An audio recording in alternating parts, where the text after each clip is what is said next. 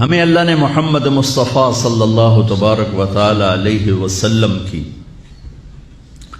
شکل میں ایک عظیم رہنما، عظیم رہبر جو انگلی پکڑ کے چلائیں اور اللہ سے ملا تھا۔ ایک بدو آیا، کہنے لگا محمد، آپ نے کہا جی۔ کوئی کتنی ہی بدتمیزی سے آپ کو بلاتا تھا، آپ کے ماتھے پہ بل نہیں آتا تھا، جی۔ کہنے لگا تیری 3 باتیں بڑی عجیب ہیں۔ آپ نے کہا کیا؟ کہ تو کہتا ہے ہم اپنا دین چھوڑ کے تیرا دین قبول کریں گے، کیوں؟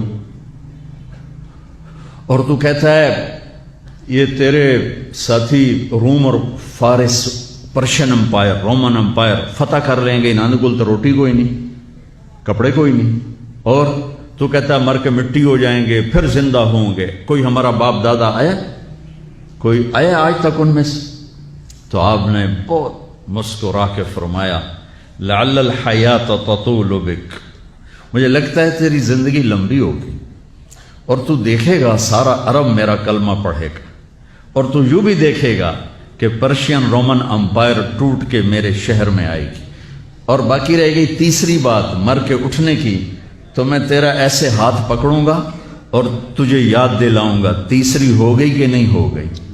وہ کہنے لگا میں نہیں مانتا، تو وہ واپس چلا گیا۔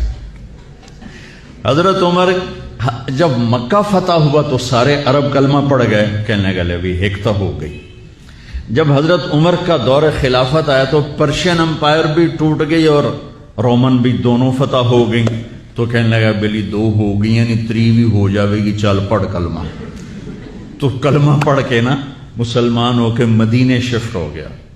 عمر رضی اللہ تعالیٰ نے اس کو بہت پروٹوکول دیتے تھے، جب وہ آتا اس کے لیے کھڑے ہو جاتے تھے، مسجد میں کبھی آمنا سامنا ہو جاتا تھا تو لوگ حیران ہوتے تھے بھی اے ماڑا جا بندہ ہے تو اس کے لیے اتنا پروٹوکول کیوں ہے؟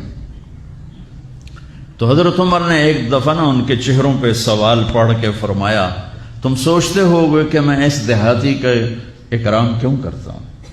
کہ میں اس محفل میں تھا جس میں یہ آیا تھا اور اس نے یہ بات کی تھی، تو اس وقت میرے نبی نے اسے فرمایا تھا کہ قیامت کے دن تیرا ہاتھ پکڑ کے تجھے یاد دلاؤں گا کہ تیسری بات ہوئی کہ نہیں ہوئی، اور قیامت کے دن جس کا ہاتھ میرے نبی نے پکڑا جنت میں پہنچانے سے پہلے نہیں چھوڑیں گے۔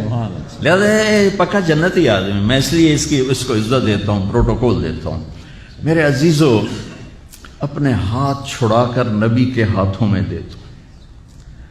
پنجابی ثقافت سے اوپر اٹھ جاؤ، پشتو ثقافت سے اوپر اٹھ جاؤ، سندھی، بلوچی، مکرانی، بلتستانی، ان ثقافتوں سے، سرائی کی ثقافتوں سے اوپر اٹھ جاؤ اور ڈھونڈو، تلاش کرو کہ مجھے محمدی بننا ہے۔